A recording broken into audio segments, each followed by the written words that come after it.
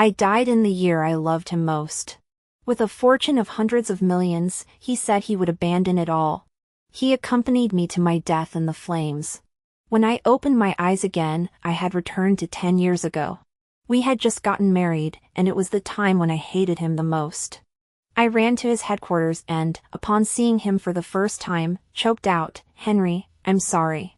He paused briefly, his expression solemn, and said, "Go ahead, how are you going to torment me this time?" When the final explosion occurred, I remember Henry didn't come out. He, who was always neat and tidy, knelt beside me and said, "Sarah, don't be afraid, I'll be with you." That year, he was 38 years old. He abandoned his fortune of hundreds of millions, saying he would leave it behind. He stayed with me as we were engulfed in flames. On a midsummer evening, the setting sun outside the window was as red as blood. A stuffy breeze blew into the room. I woke up from my dream and sat on the bed, staring blankly. The alarm clock in the corner ticked away, and the calendar lay quietly on the desk. "Madam, Mr. Sher just called and said he won't be coming back tonight." Betty's voice came from the living room, calm and peaceful. I looked down at the brand new wedding ring on my ring finger. I closed my eyes. I had returned to 10 years ago. The raging fire before my death and the warm, sturdy embrace felt so real. In his last moments, Henry had told me, "Sarah, don't be afraid. I've waited too long for you in this life. In the next life, I'll come find you sooner." Was this a dream or reality? I pinched myself, feeling a dull pain on my thigh. The sound of a car horn outside snapped me out of my daze. After the initial shock, a wave of relentless heartache and bitterness washed over me. A misunderstanding caused by someone else had made me hate Henry for many years. During that time, his competitors used every means possible to suppress him. He couldn't breathe. At home, my coldness toward him made him rarely come back. Henry's parents had passed away early, and he had no close relatives. He spent most of his life alone, guarding a commercial empire. Later, the misunderstanding was resolved. We had a few months of happiness, and even had a child. Unfortunately, before I could tell him about the pregnancy, he died tragically. "Madam, the flowers have arrived. Are you ready to leave?" Betty came in to ask me. What? My mind was still in a state of chaos. Flowers? Aren't you going to visit Mr. Song? Song Yen. Hearing that name suddenly, I froze. A thread emerged from the tangled mess. So it was this day. Song Yen was my childhood sweetheart.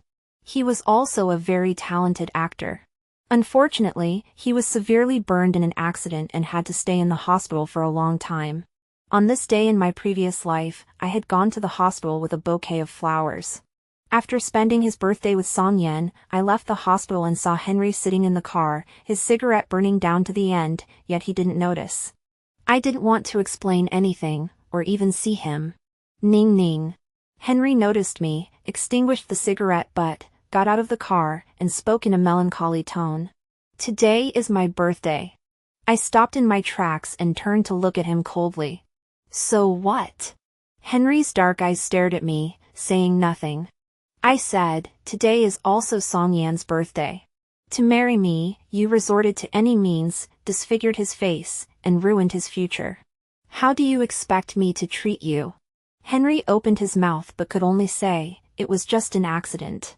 If you hadn't invited him that day, he wouldn't be lying in the hospital now." "How can I believe it was an accident?" Henry fell silent, then finally said to me, "I'm sorry." From that day on, my relationship with Henry took a sharp turn for the worse. A long and agonizing Cold War began. Later, I found out that the accident, which even Henry believed was an accident, was actually a plot by certain people to drive a wedge between us. "I've already put your things in the car. If you leave now, you'll get stuck in traffic." Betty came back to call me. Outside the window, the sun was setting, and the light was growing dim. I snapped back to reality, hurriedly put on my coat, and got into the car. Because I suddenly realized that this was 10 years ago, when everything was still possible. The driver merged into the traffic. The road to the hospital was already congested. Should I call Mr. Song and ask him to wait? No, let's not go to the hospital. I looked out the window at the constantly changing traffic lights and changed my mind. Take me to headquarters. Actually, I didn't have much of an impression of Henry's headquarters. When I was young, I hated him and never went there once. Later, I loved him, but then he was targeted by his enemies, and there was danger all around him, so I didn't dare go to him. So now, standing under the towering corporate buildings, I felt a little lost. Which one was his office building? People passing by looked at me curiously. I was holding a huge bouquet of flowers, dressed elegantly, and wearing makeup, looking like a girl preparing to confess her feelings. I awkwardly pulled out my phone and dialed Henry's number. Just his full name. Not even an emergency contact. I pressed the call button, expecting to wait a long time. But after 2 short rings, it was answered. A cold, distant voice came through the receiver. "What's the matter?" Hearing his voice again, my eyes suddenly stung, and my voice choked up uncontrollably. "Henry, where's your office?" "I can't find it." The passers-by looked at me even more strangely. A woman who couldn't find her husband's office was standing on the curb, sobbing uncontrollably. Henry seemed to be in a meeting. He paused briefly and said, "I'll have to stop here for now." Then he told me, "Go stand on the sidewalk. I'll come down." A few minutes later, Henry emerged from the corporate tower. His tall figure cut through the neon lights, dressed in a suit and tie, exuding an air of elegance and self-control. Looking at myself in the mirror, my eyeliner had smudged down my cheeks, making me look like the female lead in a tragic love story. "Damn it, everything's ruined. Why did you come?" His tone was flat, almost cold. I turned around. The tall, handsome man was staring at me indifferently, his pupils reflecting my disheveled face, his expression stiffening slightly. No matter when, Henry was always impeccable. Like a flower blooming on a cliff, untouched by dust. "I'm sorry," I lowered my head, unable to look at him. "I disturbed you." Today, he only said 2 words and didn't continue. I knew what he wanted to say. Today, I should have been with Song Yen for his birthday, not here. That reminded me. I shoved the flowers into his arms and mumbled, "Happy birthday." A long silence followed. I glanced at him and noticed he was staring at the flowers, not looking very happy. After a while, he forced a bitter smile. "Sarah, it's not what he wanted, is it?" "What?" I realized something was wrong with his mood. My gaze suddenly fell on the bouquet, and my heart sank. "Oh no!" Shattered ice blue roses. The flowers meaning, "I give you the stars and the sea." Song Yan's favorite was also stars and the sea. When I woke up, my memories were too chaotic. I was so focused on finding Henry that I overlooked these details. "I'm sorry, Thank you for the birthday gift." Henry's tone was almost stiff. "It's getting late. Let the driver take you home." He turned and walked away. I quickly grabbed the hem of his jacket. "Wait!" Henry didn't expect my sudden move, and he stumbled, pulling me hard against his back. The back of his custom-made suit was left with a colorful bruise. Henry turned around, staring at my fingers, silent for a long time. I felt guilty but insisted, "Henry, I'm not going back." He looked expressionless. "Sarah, how are you going to torment me this time?" This question was really hard to answer. In my memory, at this time, Henry and I had just gotten married, and we were in the middle of an argument. I was 23, and he was 28. The arguments were almost entirely one-sided on my part. I said whatever hurtful things came to mind, and even the gifts I gave him on holidays were deliberately chosen to stab him in the heart. I was like a shepherd boy who had cried wolf so many times that he no longer believed me. Thinking back to my past life, after the misunderstanding was resolved, my methods were more direct and brutal. Just tackling him to the ground was enough. This man, though he seemed aloof, was surprisingly easy to please. But this approach might not work now. Plus, Henry had suffered so much pain and injustice, and I wanted to make it up to him somehow. After much deliberation, I said, "Let me treat you to dinner." Henry lowered his eyes and coldly said, "No need. I have work to do tonight." "Then let's order takeout." I thick-skinnedly followed him and said, I'll order you some longevity noodles.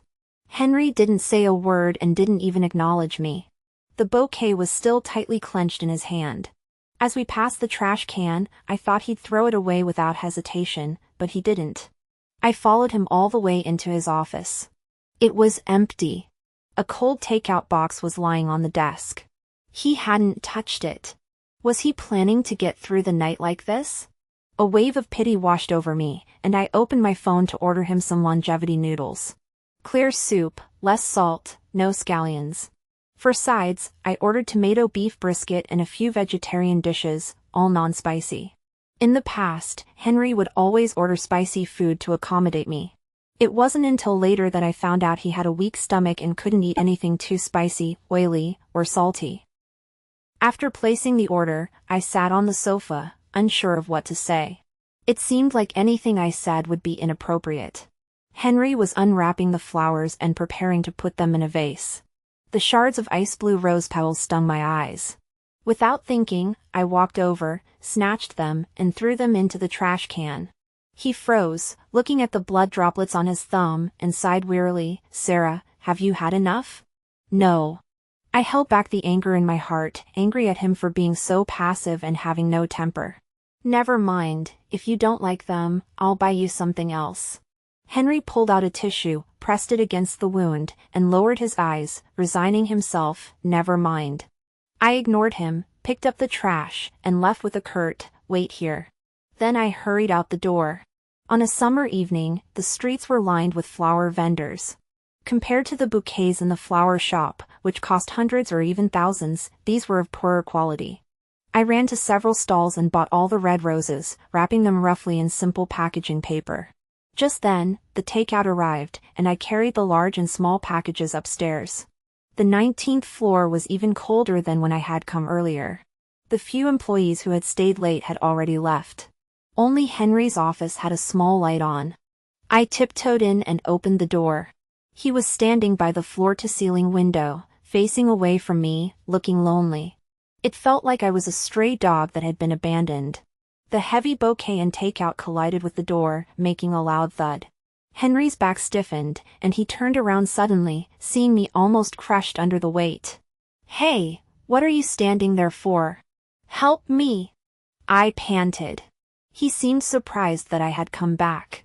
After a moment of confusion, he quickly walked over, took the bouquet and takeout with one hand, and used the other to slip his arm under my armpits, guiding me to the sofa.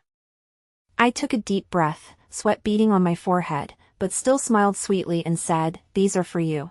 I bought all the roses on the street." Henry's handsome face froze for a moment. Oh no, he doesn't seem to be used to how I treat him. Do I have to scold him? Seeing that he was about to go back to eating his cold takeout, I let out a sigh. Henry looked over instantly, and I caught the fleeting tension in his eyes. I leaned back on the sofa, raised my chin, and said impatiently, "Can't you eat something hot? It annoys me to watch you eat boxed meals." "Henry." For the next half hour, my complaints echoed through the office. "Can't you eat properly? Can't you see the big piece of beef? Don't you want any vegetables? You're so old and still picky? Are you just sucking on the noodles? I bought them for you to eat, not just to look at." After my relentless nagging, the bowl of steaming noodles was finally empty. Worried Henry wouldn't have enough, I added 2 small steamed buns and even gave him the osmanthus cake I had brought for myself. Do I have to keep nagging like this every day? I was talking myself hoarse. Suddenly, a glass of water was handed to me. I looked up to see Henry staring at me, moistening his throat before scolding me. His expression softened considerably, though his eyes remained lifeless and cold. At least he wasn't guarded anymore. I resisted the urge to hug him and said, "Henry, from now on, let's live a good life together."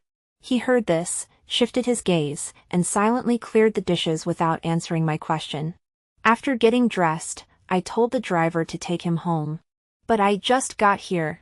He quickly pushed open the door and left, as if fleeing from something. After all, such menial tasks as taking out the trash weren't something a CEO like him should be doing.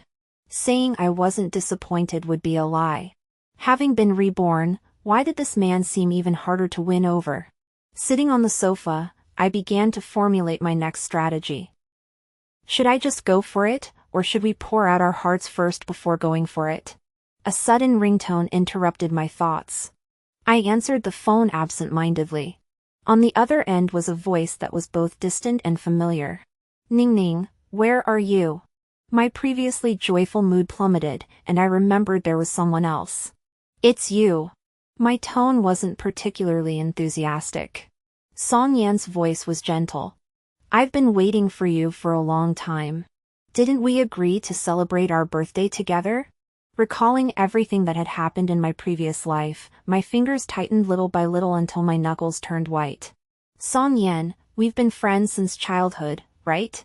Song Yan noticed something was wrong and corrected me. Ning Ning, we're family. Family. I repeated the two words and suddenly asked, don't you have anything to tell me? He paused, sighed, and said, I'm sorry. I shouldn't have hidden the cake from you. See? Why can the people who care about you lie to you, make demands, and joke around with you without any consequences? And Henry has to stand behind you forever, bearing everything? I felt cold all over and couldn't even smile. I have something to do today, so I won't come over. Happy birthday. After hanging up, I took a deep breath, feeling heavy-hearted. I recalled the call Song Yan made to me before I was kidnapped, asking where I was. I fell into deep thought. He was the person I trusted most, but what if, from the very beginning, the explosion had been orchestrated by someone he knew? I looked up and saw Henry standing at the door, his profile hidden in the shadows, his expression unclear. I hesitated for a moment and asked, did you hear everything? Yes. Let's go. His tone was calm, but I could sense the effort he was putting into it. The car was waiting downstairs.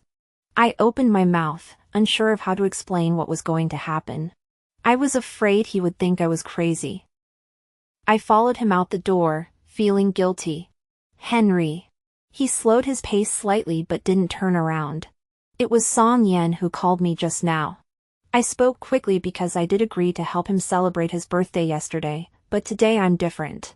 I'm from the future. Henry suddenly stopped, turned around, and his eyes were filled with ice. Enough. He closed his eyes, suppressed his emotions, and said, today's dinner was delicious, and I'm very happy you were able to spend my birthday with me. I stared intently at him, seeing the pain buried deep in his eyes. Henry's lips were pale, and every word he spoke trembled as if he were in extreme pain.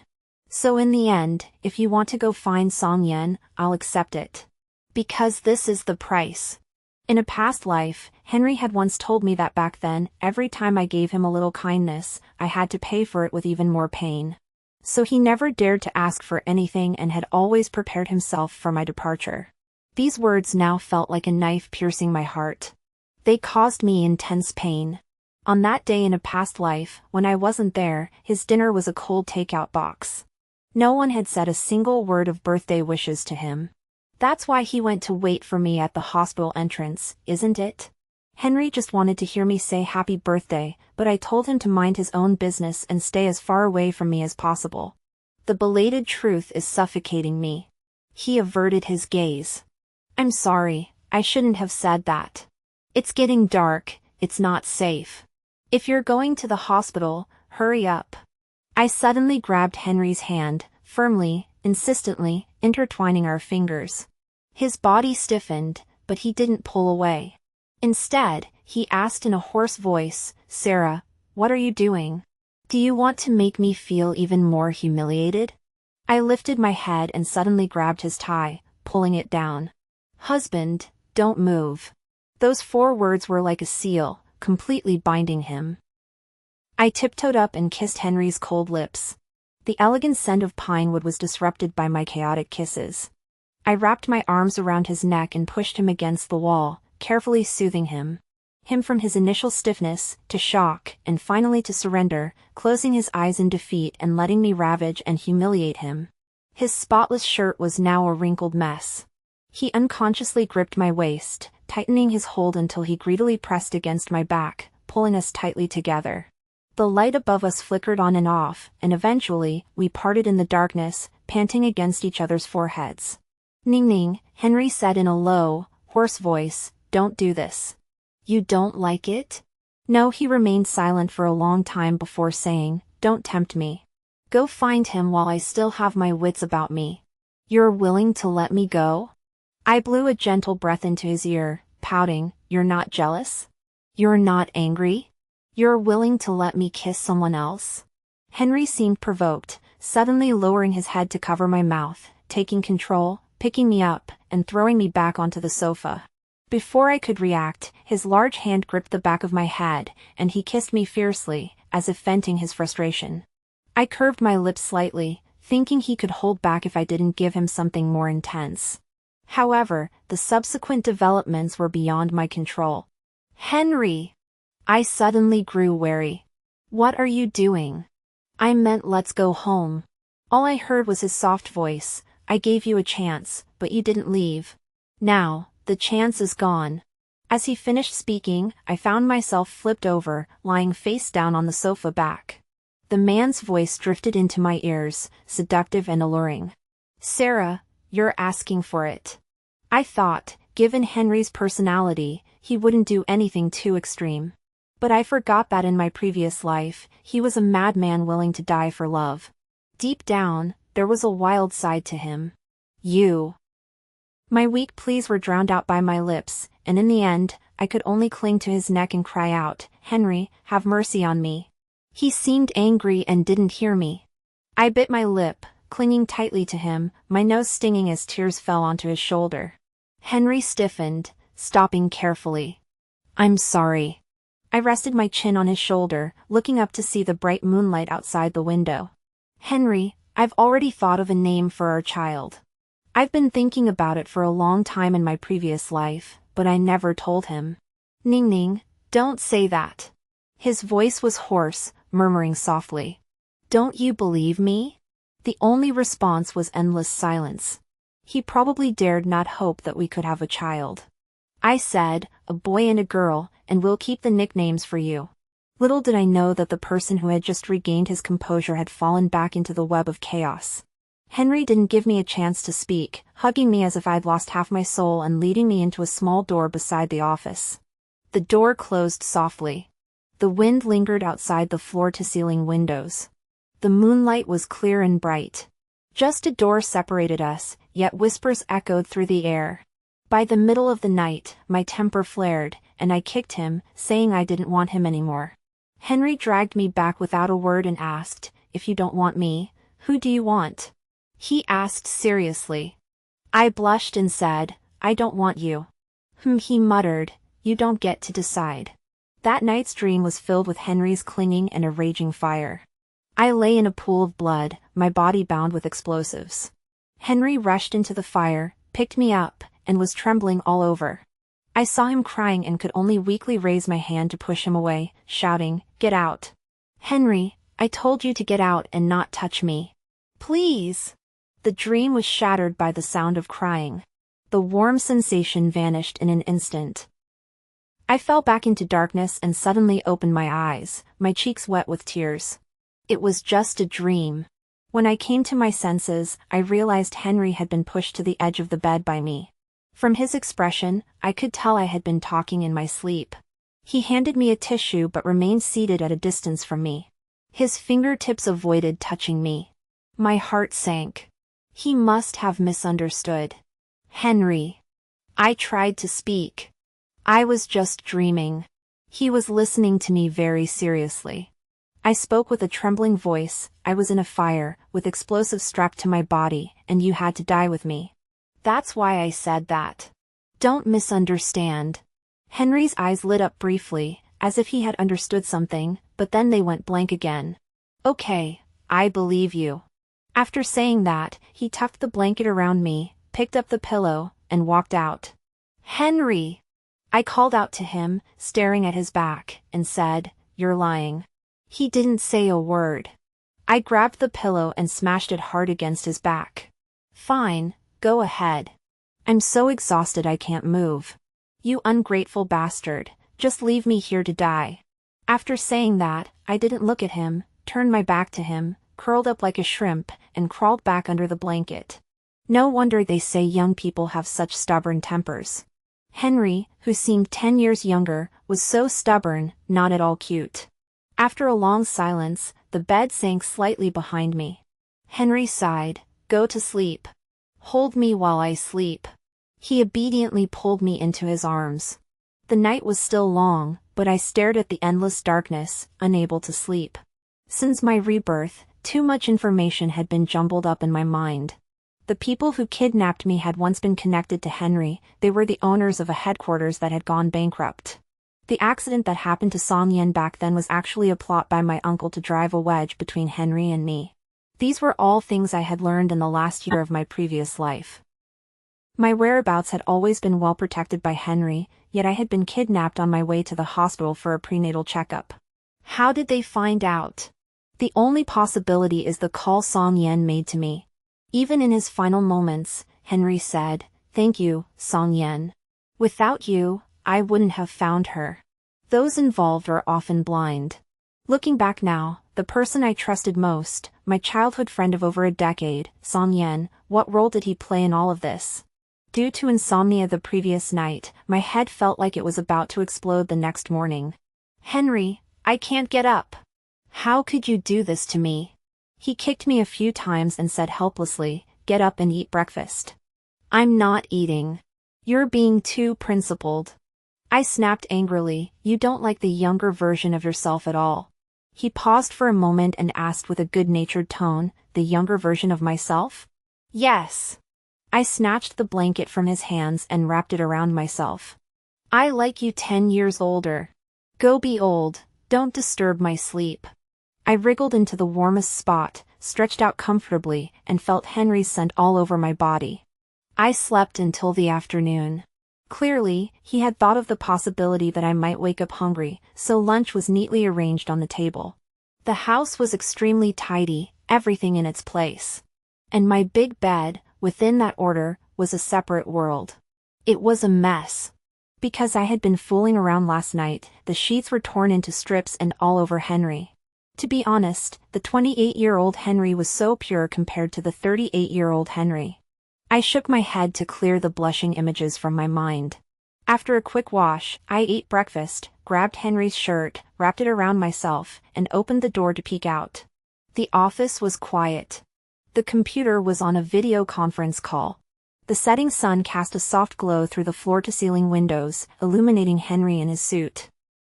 It perfectly balanced the natural coldness and aloofness of his appearance. My heart skipped a beat. And my ears turned red. Henry's insight was always sharp, and he looked up the moment I opened the door. When he saw what I was wearing, he suddenly froze. I cleared my throat uncomfortably a few times, made sure no one was around, and then walked out, my face red, and sat across from Henry. I opened my phone and saw that Song Yen had called me 5 times and sent me over a dozen text messages. All of them were late at night. At that time, I must have been half asleep and didn't wake up to the ringing. Could it be that? I stared at Henry thoughtfully. His gaze was focused, as if he hadn't noticed my presence. Just pretend. I crossed my legs and swayed back and forth in the corner of his vision, not caring if I was showing too much skin. Henry's voice suddenly stumbled, and after a brief pause, he said, "That's all for today." With that, the meeting ended. He leaned back in his executive chair, furrowing his brows. "Sarah. Oh, last night you were calling her Ning Ning, and now it's Sarah? Look at that hypocritical facade, acting like he didn't do anything wrong. Anyone who didn't know better would think he's such a proper person." I rubbed his calf hidden under the desk. "Mr. Sher, did my phone ring last night?" Henry calmly lowered his eyes. "I'm not sure." "Really?" I leaned over the desk, grabbed his tie, and pulled him closer. Even though he tried to hide it, to me, he was just a young man. "Sarah, this is work time," he reminded me sternly. If it weren't for his slightly irregular breathing, I might have believed he was indifferent. "Oh." I kissed him gently. "Want more?" He paused for a moment before saying bluntly, "Yes."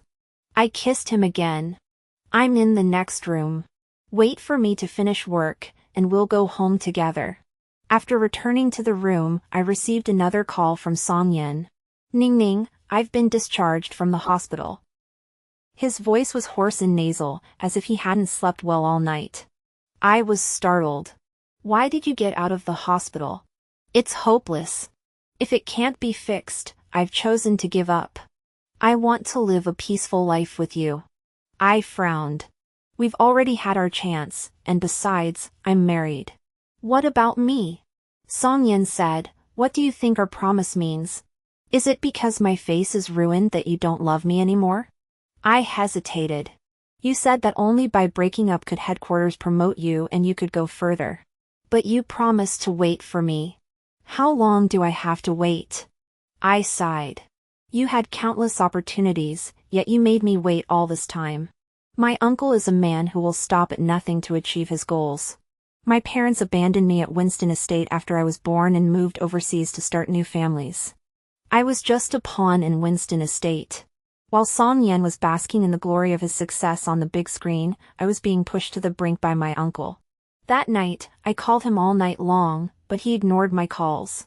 The next day, watching his on-screen first kiss, I accepted my uncle's proposal with a broken heart. At that moment, Song Yen asked me over the phone, do you like him? I had no hesitation, I loved him.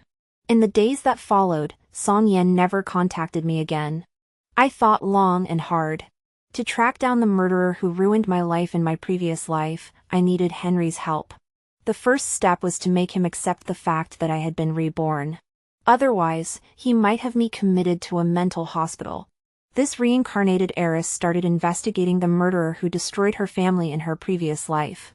Having information advantages is a huge advantage. Aren't you curious about how she eventually turned the tables and triumphed? I propped myself up on my elbows and leaned over Henry, telling him the story with great enthusiasm. This was the third reincarnation novel I had read to him this month. Henry listened intently. If you like it, I can invest and turn it into a TV series.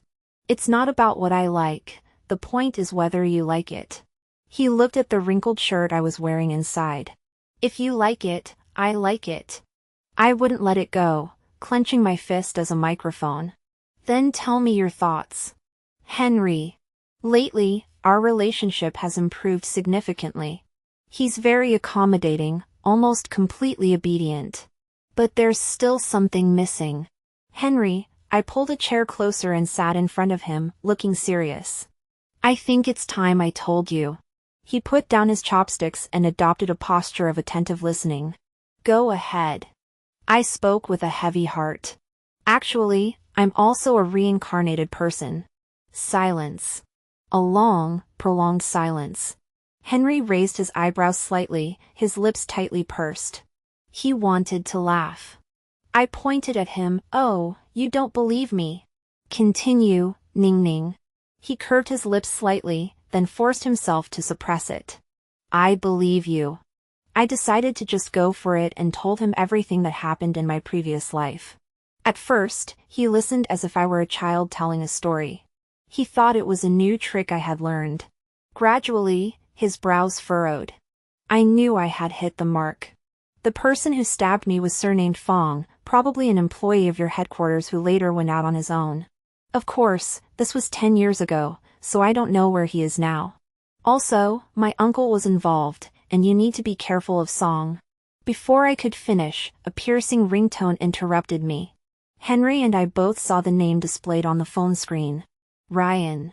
Due to my oversight, Song Yan's contact information hadn't been changed to his full name. Henry's expression hardened, and he resumed his cold demeanor, standing up and picking up the plate.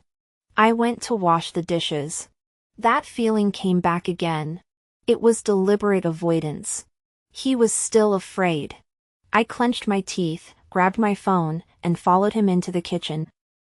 He turned his back to the door and turned on the faucet. I pressed the speakerphone button. Song Yan's familiar voice came through the speaker. Ning Ning, this might be the last time I call you. Besides his voice, there was the sound of howling wind. I immediately grew tense. Where are you? The rooftop of Hillside High. His voice was soft. Ning Ning, do you remember? The day my parents left me, you said, Winston Estate never truly cared for you either. We can be family.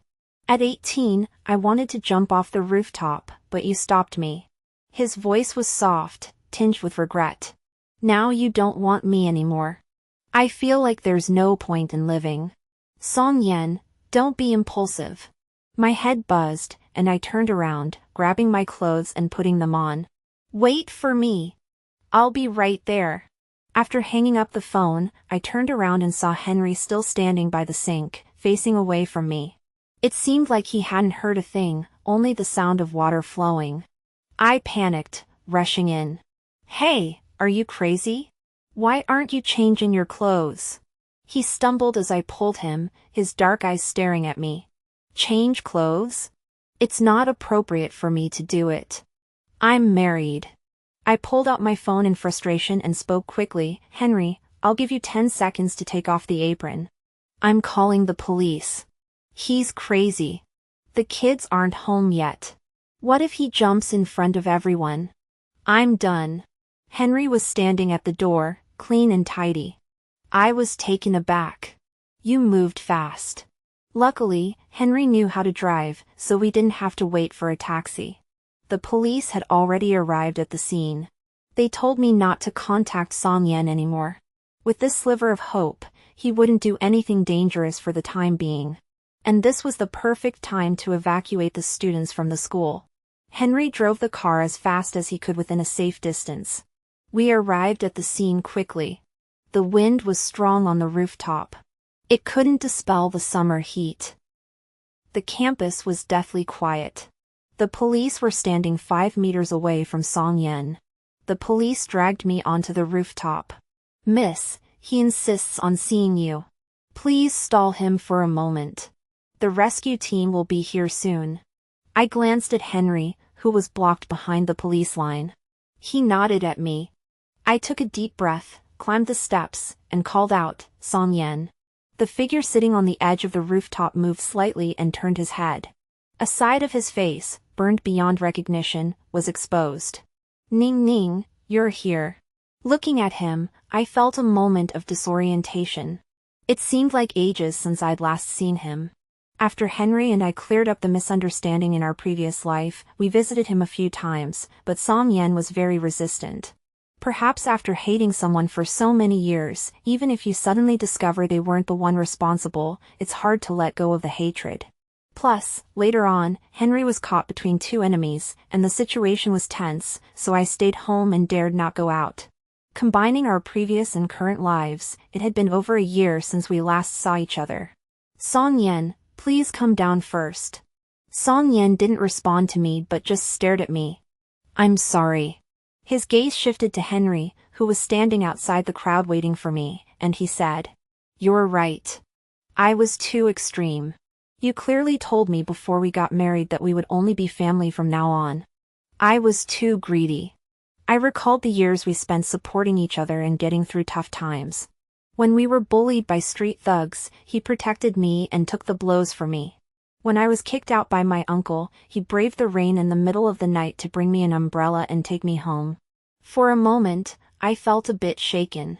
Is he really the one who killed me? Song Yen smiled. You promised to spend your birthday with me every year. Sing me a birthday song, and I'll come down. All right, I'll sing. The wind gradually died down, and the birthday song drifted softly through the night sky on the rooftop. But as I sang, I realized I hadn't sung it for Henry that day. I'd have to make it up to him later. When the song ended, Song Yen stood up from the rooftop and faced me. Thank you. It's been years since I heard you sing. It was beautiful. I want to ask you one more question, he said softly. Ask. Do you still love me? I fell silent for a long time before finally saying, You're my family. From the moment he stood on the stage, it was clear. Song Yan's deep eyes looked out at the crowd, as if he were staring at Henry. The wind on the rooftop made me feel a little cold, and I said, Let's go back, okay? Song Yan withdrew his gaze, smiled slightly at me, and said, Ning Ning, I love you. After saying that, he spread his arms and fell backward into the endless night. In that moment, time seemed to freeze. My blood froze in my veins, and the next moment, I lunged toward the rooftop, Song Yen. But I grabbed nothing. The pitch-black ground looked like the gaping maw of a giant beast. Song Yan had vanished into the abyss. I stared blankly at the dark ground, my mind a blank. I seemed to hear a dull thud, my legs gave way, and I collapsed to my knees. Song Yan is dead? Did I misunderstand him? They say people are perceptive. We've known each other for so many years. Song Yan must have sensed my growing distance from him, so he chose to end his own life. Does that mean I'm the one who killed him? My body was ice cold. I sat there motionless, trembling uncontrollably. Suddenly, I fell into a warm embrace. The familiar scent felt like a lifeline at that moment. I clung tightly to Henry's sleeve and said, "I killed him." He held me close. "I'm here. Don't be afraid." I didn't know what to do. I cried out, hugging Henry tightly, my words a jumble. "I'm sorry." He stroked my hair. "He's not dead. Don't cry." He whispered in my ear. The police set up an inflatable mattress below and caught him. I closed my eyes, tears soaking his shirt, and burst into tears. When someone truly dies because of your actions, self-blame feels like a mountain crushing you. Henry spoke with difficulty, saying he only had some scrapes and had been taken to the hospital. "If you want to go, I can take you."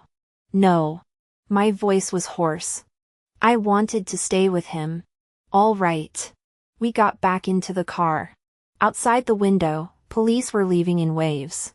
Soon, someone would take us to the hospital. Because Song Yan had no family. I leaned against his shoulder, exhausted. Before we left, there was one last thing I didn't tell you. I suspect Song Yan was involved too. Henry took a deep breath. "Ning Ning, what if he wasn't? If he was innocent, would you choose him or me?" It wasn't until he asked that question that I truly exhaled. All along, Henry had always assumed he was the one who wouldn't be chosen, but 10 years later, Sarah always chose Henry without hesitation. I looked up at Henry and said, "Do you remember when Song Yan first debuted?" "Yeah. We didn't know each other yet." At that time, I had already broken up with Song Yan. If I had to describe my feelings for Song Yan, they were quite complicated. We endured the turbulent years of our youth together and entered the harsh world. Compared to that, the element of love was minimal. I counted on my fingers for Henry, his debut, his acting career, his growing fame. By the time I married you, we had already been broken up for over a year. I admit I hated you at first. Just like I hated my uncle, I hated people who barged into my life without permission. Coincidentally, at that time, Song Yan was involved in a car accident on his way to meet with investors, and the driver was one of your people. I saw you as someone as ruthless as my uncle. I didn't hate you because I liked Song Yan. I didn't like Song Yan, I just couldn't stand someone who would ruin someone else's future over a disagreement. Henry gently clasped my hand. "I'm sorry. It was indeed my fault. I didn't think things through." "No, I'm holding on to your arm. I already said it was my uncle's fault. You didn't do anything wrong. Who dares to insult you? I'll go argue with them." He fell silent for a moment before saying, "Thank you." "For what?" For the first time, someone stood up for me. Hearing this, I felt a pang of guilt. Henry's family was rarely mentioned in the industry. He truly had no one to protect him. Henry looked at me seriously. "Can you tell me how you started liking me?" The night was dark, but I could see the hope in his eyes. "Once, you came home drunk and kicked the scarf I was knitting for the puppy. In the middle of the night, you sat cross-legged on the ground, studying how to knit a scarf for it. I told you to go to sleep, but you said the puppy would be cold without its scarf. So I thought, someone who cares about whether a puppy is cold might not be so heartless as to harm others. Actually, there's something else I didn't tell him." That night, Henry spoke in his sleep. He said, "Ning Ning, I'm cold too." I happened to hear it when I got up in the middle of the night to drink water. My heart softened a little. I felt sorry for him too. Alone and unloved. Henry listened intently. "Would our family get a puppy?" 7 years later, on my birthday, you gave me one. You said you were too busy, never coming home, so it could keep me company. I happily counted on my fingers. By now, it should be an old dog in someone else's home, still waiting to be reincarnated. Our little dog was so smart, it learned everything quickly. I even suspected it hadn't drunk the soup of forgetfulness. I stopped mid-sentence. Henry looked puzzled. What's wrong? I stared at him, holding his hand tightly. Song Yen is just like me. What do you mean? On the rooftop, I turned my head, my brows furrowing deeper. When Song Yen jumped down, he said to me, "It's been years since you sang happy birthday to me." But I did sing it to him last year. Henry narrowed his eyes, instantly understanding. You mean, in your past life, you didn't sing it to him for years? Yes. Blood rushed to my head, a feeling like needles pricking my back. According to what he said, he had been waiting for me to sing him a birthday song for many years. There was only one explanation. Henry and I exchanged glances, seeing confusion in each other's eyes. Let's go to the hospital. Half an hour later, the doctor told us that someone had taken Song Yen away. When we asked for more information, they refused, citing patient confidentiality. Under these circumstances, it was hard to believe that Song Yen had nothing to do with that incident. On the way back, I kept thinking about one question. Do you think he jumped on purpose just now? Henry gripped the steering wheel, tapping his fingertips lightly on the leather cover, and said, "Generally speaking, in places where the floors aren't very high, the police will set up an air mattress. If it were me, I would be 100% sure I could jump without dying." I stared thoughtfully at his profile. "Oh, so what do you think his motive was?" He hummed lightly, "He's just trying to win your sympathy so you'll take his side." This was the first time in his entire life that Henry had spoken to me in such a bitter tone. I pursed my lips and nodded solemnly. You're pretty insightful." He replied dryly, "Men understand men best." I didn't press the matter further but instead gazed out the window at the passing scenery, lost in thought. If I had told Henry 10 years ago to be wary of someone, things wouldn't have turned out this bad. Thinking back to the previous life when he rushed into the burning building without hesitation and held me in his arms, my heart ached again. How could I not be moved? When people are kind to others, it is noticed. After driving back and forth for several hours, it was already late at night when I arrived home. Betty had left. The living room lights were off. Henry was about to reach out, but I suddenly lunged forward and pushed him onto the sofa. His long legs were forced to straddle either side, supporting my weight. Henry's clothes were disheveled. He whispered hoarsely, "What are you doing?" "Henry." I leaned close to his ear and whispered, "I love you." His breathing became chaotic. His Adam's apple bobbed as he gripped my waist to prevent me from rolling off him. "Get off." The command was almost desperate. I blinked in surprise. "No way, you. Don't say it." He covered my eyes and spoke coldly, "Don't look either." The world went black, and as my eyelids fluttered open, my lashes brushed against his warm palm. Who knew saying "I love you" could be so devastating? To make him lose his composure like this. I smiled widely, "I love you, I love you." The playful words were like feathers, tickling his heart. Tickling it until it ignited into a raging fire. I leaned against his chest, feeling his heartbeat accelerating beneath my palms. I softened my tone, "Sue, I love you." The next moment, his lips pressed against mine. He was more dominant than ever, trapping me in the corner, forcing me to accept his love. His hands glided over my cheek and neck like they were caressing a precious treasure, gently cradling me.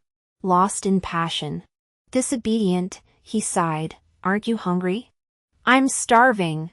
I clung to him like a koala, my hands slipping into his shirt. "I'm hungry, let's eat."